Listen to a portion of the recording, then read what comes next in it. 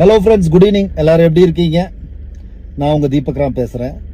நம்ம தமிழிசை அக்கா வன்மத்தை கக்குன்னு கக்குறாங்க.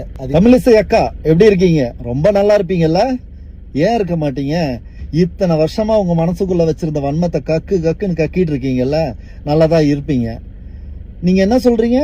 தலைவர் அண்ணாமலை ஒரு ஃபெயிலியர் அப்படின்னு சொல்றீங்க. How dare you? நீங்க இதெல்லாம் சொல்லும் போது எனக்கு வியப்பாவும் இருக்கு, சிரிப்பாவும் இருக்கு, கோபமாவும் வருது. நீங்க எவ்வளவு பெரிய சக்சஸ்ஃபுல் லீடர் அப்படின்னு நான் சொல்லிட்டா? 2014 இருந்து 2019 வரைக்கும் நீங்க பிஜேபியோட ஸ்டேட் பிரசிடண்டா இருந்தீங்க, கரெக்டா? அந்த டைம்ல 2 எலெக்ஷன்ஸ் நீங்க உங்க தலைமையில ஃபேஸ் பண்ணீங்க. ஃபர்ஸ்ட் எலெக்ஷன் 2016, அது ஒரு அசம்பிளி எலெக்ஷன். அந்த எலெக்ஷன்ல நீங்க பிஜேபியோட ஓட் பர்சன்டேஜ் எவ்வளவு வச்சிருந்தீங்க தெரியுமா? ஜஸ்ட் 2.8%.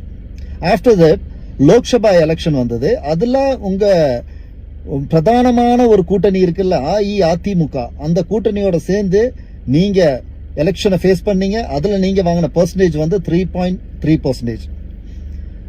உங்களோட பார்ட்னர் பொன் ராதாகிருஷ்ணன் அவரும் 2004 இருந்து 2007 வரை மாநில தலைவராக இருந்திருக்காரு பாரதிய ஜனதா கட்சியில. அந்த டைம்ல அவர் வாங்கின அவர் வச்சிருந்த பர்சன்டேஜ் எவ்வளவுன்னு கேட்டீங்கன்னா ஜஸ்ட் 2.8%.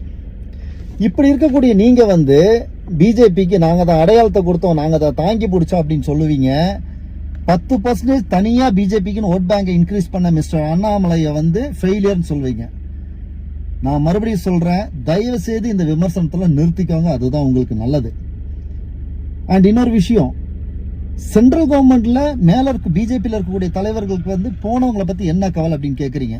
அவங்க உங்ககிட்ட சொன்னாங்களா எங்களுக்கு கவலை இல்லைன்னு? நீங்க அப்படியே தப்பா ஒரு பிம்பத்தை கிரியேட் பண்றது, அதே மாதிரி மோடிஜிக்கு நாங்கெல்லாம் எதிரி மாதிரி போர்ட்ரேட் பண்றது, இந்த வேலையெல்லாம் ஜஸ்ட் ஸ்டாப் இட். ஓகே, நான் லாஸ்டா ஒரு விஷயம் சொல்றேன்.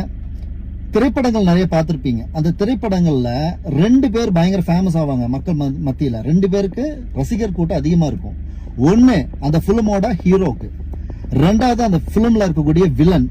புரியுதா? இப்ப என்னன்னு கேட்டீங்கன்னா, இந்த வில்லன் ஹீரோ அடிச்சாதான் அவன் ஃபேமஸ் ஆவான். தமிழ்நாடு பிஜேபியில இப்ப வானதி அக்கா இருக்கிறாங்க, எல்முருகன் இருக்கிறாரு, அதே மாதிரி பாத்தீங்கன்னா பொன் ராதாகிருஷ்ணன் இருக்கிறாரு, அண்ட் நீங்க இருக்கிறீங்க, அண்ட் கொஞ்சம் தலைவர்கள். நீங்க எல்லாம் எப்படின்னா அந்த ஸ்டேட் பிரசிடென்ட் அப்படிங்கிற பொசிஷனுக்கு வர்றதுக்காக ட்ரை பண்ணிட்டு இருக்கீங்க. சோ இந்த டைம்ல எதை சொன்னா நீங்க ஃபேமஸ் ஆவீங்கன்னு எல்லாருக்கும் தெரியும் நினைச்சிட்டு தான் நீங்க இதை பண்றீங்க. வாட் எவர் இட் இஸ், இந்த சினிமால ஹீரோவை அடிக்கிறேன்னு நினைச்சு அடிச்சு கடைசியில தோத்து மக்கள் மத்தியில இவன் ஒரு வில்லன் இடம் பிடிக்கிற அந்த கேரக்டர் நீங்க. சினிமால வில்லன்ட்ட அடி வாங்கணும், கடைசியா வில்லனை ஜெயிச்சு ஹீரோ அப்படிங்கிற பட்டத்தோட மக்கள் மனசுல நீங்க இடம் பிடிக்கிறவர் தான் அண்ணாமலை. சோ இந்த மாதிரி விமர்சனத்தை வைக்காதீங்க, பதிலடி பயங்கரமா இருக்கும். தேங்க்யூ.